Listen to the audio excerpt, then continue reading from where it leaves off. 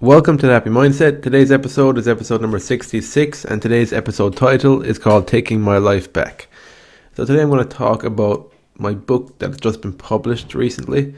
It's a book where it's pretty much a self-help book. I outline some of the main principles and life lessons that I've learned in my 20s in order to help people who might be feeling a bit lost and feeling like they want to get back on their path, get back on what feels right to them.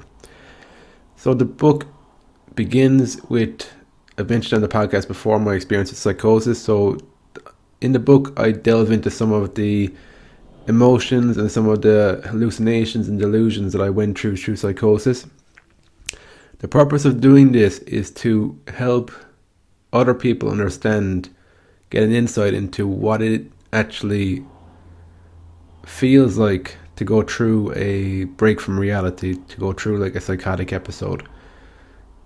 I remember the feelings of frustration and overwhelm that I couldn't explain what was happening to me.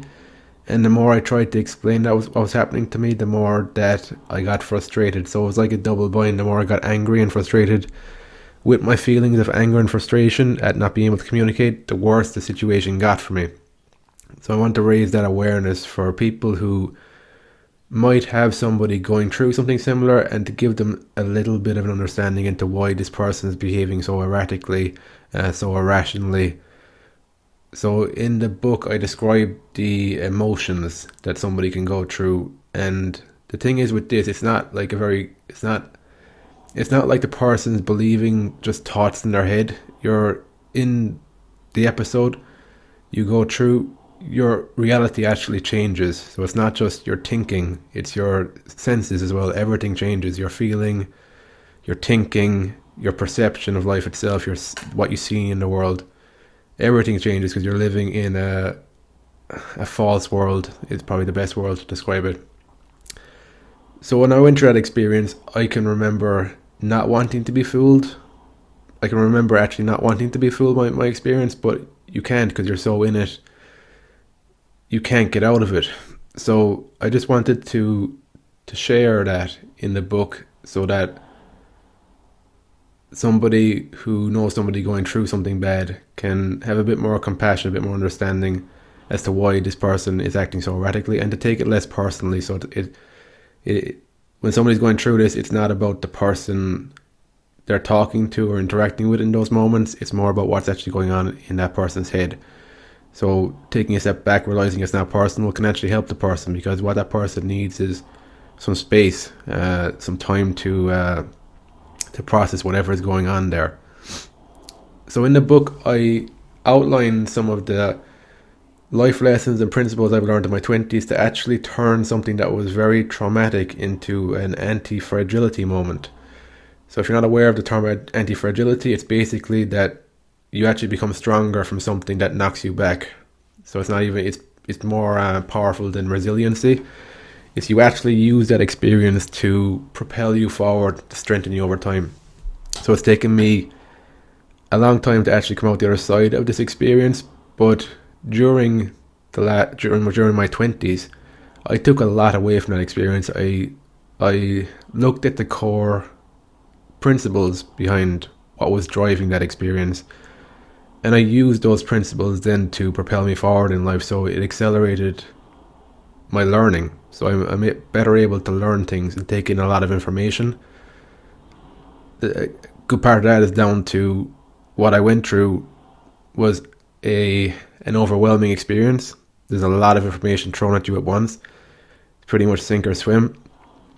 And from coming out the other side of that, you were better able to deal with chaos. So I guess that's the word I would sum up my experience, was that I was met with chaos. So up until then, my life was quite orderly. I thought I had things figured out. There was a certain order and logic to things, and then I was just thrown like a grenade of chaos to deal with, and to make sense of that experience and to create some order out of the chaos. So that served me well then when it came to like taking on complex topics like learning computer programming or learning more foreign languages. That again is an experience of a lot of information thrown at you. Try and make sense of it. So in the book I share some of the principles like focus Focus was a big one for me, because when you're in that experience, you're filled with a lot of. So I was bouncing a lot of the times between mania, which was like feeling on top of the world and feeling like I had things figured out and I had a very clear mind, and then you'd like depression on the other side, which is like it just felt like everybody was out to get me, everybody was out to fool me. That was the paranoia kicking in. In the book, I also explain how embracing my paranoia, embracing like the lessons that it could teach me, helped me to uncover the fact that my paranoia was often just my imagination. Like that's pretty much in essence what paranoia is. It's not grounded in real world facts or reality. So from looking at that, I started looking at the positive side to paranoia. So I started looking at it more as energy. So instead of using my energy unconsciously in a paranoid way, I decided to consciously use that energy as imagination. That's where this podcast comes from. That's where the book came from. I simply harnessed the same energy that wasn't a constructive force in my life to something that was constructive. So for me, psychosis, it was an extreme event that made me wake up to the kind of subtle things that were happening in my life up until 22. So my paranoia wasn't extreme enough in my day-to-day life to pay attention to it, but when it came to the psychosis, because I was living in a paranoid world for a little bit, I was able to have the contrast and look back in my life and realize there was always little bits of drama in my life that didn't need to be there. It was because I didn't have a goal in life. I wasn't harnessing my imagination. I wasn't occupying my mind. So the devil makes work for idle hands, that kind of thing. So when I went through that experience, then the anti-fragility kicked in from me transmuting paranoia to imagination and a creative force. That's where the podcast comes from. That's where the book comes from. So in the book, I share like basically the main lessons, the main principles in my 20s. The book's very much about helping you to follow your own path in life. Yeah, there's quite a bit of spirituality, psychology. There's a lot of different life lessons and stuff to it. So it's not a book about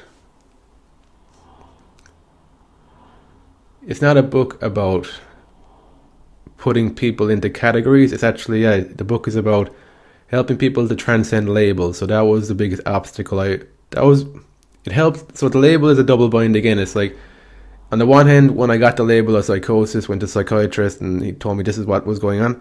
Up until that point, nobody really kind of understood what was going on because it was completely inside my head. That's the nature of psychosis.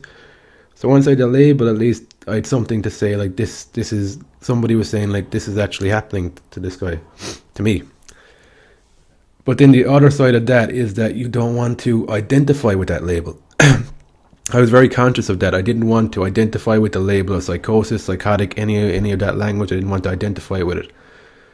So as a result, I chose to choose a different direction, a more empowering, a more uplifting direction where I could learn lessons. I didn't know what that looked like, but I had a sense there was a different path, and that was going to be my path. So that's how the book can help. It's like if you are going through your day-to-day life, regardless of what you're going through, it might be anywhere near extreme as what I went through. But if you have a sense of you're lost in life, or you're not following your own path, you're not actually having the confidence in yourself to do your thing and to figure things out yourself, then this book will help you to understand some simple principles that will get you moving in the right direction. For me, it's been an 9-year process since I went through psychosis. So it's not a quick fix thing. I'm very much based on the long term and delayed gratification. That was one of the things that I learned, delay your gratification when it comes to the important things. So this book will help you to understand some simple things.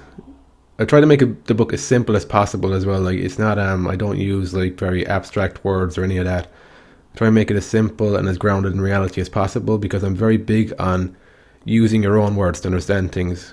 Because I've seen from my own experience and from watching people around me, sometimes people have a tendency to use other people's words to describe stuff, and it gets lost in translation, and they're using somebody else's words and they're not really embodying what they're actually saying. For me, the key thing, I guess, as a language person, as a translator, when you see something new, a new concept, always make the effort to translate it into your own experience, apply it back to your own life, because that's where you're going to see transformation in your life.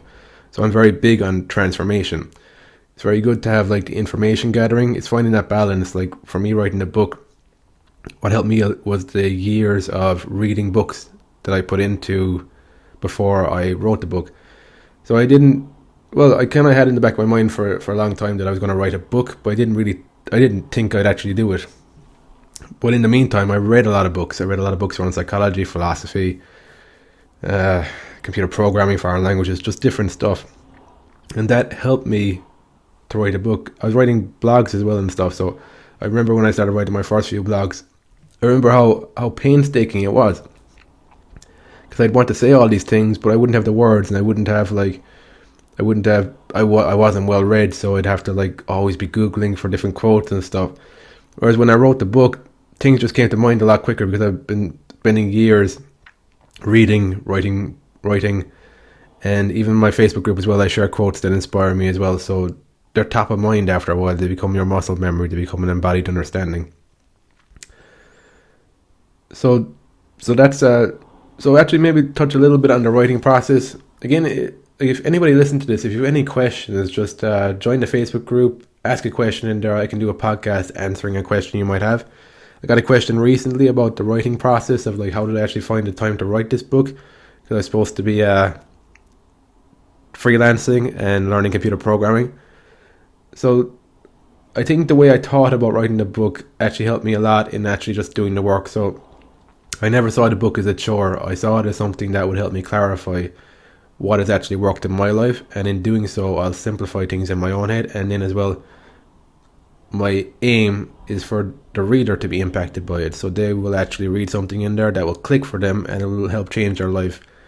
So that's what I was inspired to do, and so when I thought about it that way, it didn't feel like something I had to do. It was just a matter of putting time in the calendar every day and doing it. And so my goal was that, or my initial idea was that I would spend an hour a day for however long it took, 6 months to a year. I didn't always get to an hour, but I made a decision that I'll at least write 10 minutes on those days where I can put in the hour, because I was quite busy doing other stuff as well. So then over time, that gradually kind of went from there. But the key thing was I never saw it as something I had to do, something I wanted to do, and from that your energy is different. I saw it as an exercise in like self-exploration, of understanding my life, putting things together, and I enjoy that process. I really love like understanding human psychology so that I can understand myself better, and in turn help other people understand themselves better, because I know how difficult it is living in a world where you're psychologically conflicted about everything, where you're just confused. And what's worse is that you don't even know that this is what's happening in your life, because you don't have the contrast yet. So psychosis provided the contrast for me, so I can see clearly what was my life like before that event, what was my life like during that event, and what has been my life like for the last 8 years after that event. I've seen my clarity of mind increase an awful lot in the last 8 years, purely because I've been curious about the world. I've been reading a lot of books. I've been opening my mind to a lot of different things. I've been letting go of my right or wrong judgments. That's a very hard thing to do, but the more you can do that, the more your possibility to learn new things expands exponentially. So that's basically it. I've touched a little bit on the writing process, touched a bit on the book, the purpose behind it, what's inside in the book as well, some of what's inside in the book. If you want to get the book, it's on Amazon. Just go to Amazon, type in Taking My Life Back, based on a true story. You should find the book then. It's a yellow cover. And I'd like to thank as well Davey. He's done a great job on the illustrations in the book. It's really brought the book to life. It's made it a real story that somebody can read and just go through the journey. So that's why I wanted it to be something that somebody can just read and they go through the journey themselves and understand like this, that they can understand, that they can learn things from this book and apply them in their life, and it will help change their life for the better. I'd also like to thank Lisa Caprelli. She's been one of the driving forces behind the book. I definitely wouldn't have gotten this book done this year only for her. I needed somebody to actually push me to do it, and thankfully Lisa came into my life there I think 2 years ago, I guess now, she found the podcast. So again, it's like that's things connect in weird and wonderful ways. The podcast, she just came across the podcast when she was researching her own book on happiness. That's how we connected, and then down the line, then this kind of came about. So I'd just like to thank Lisa for that. It's it's been great. So yeah, that's pretty much it. Thanks again for listening. Hope you enjoyed today's episode. Until next time, have fun and enjoy the process.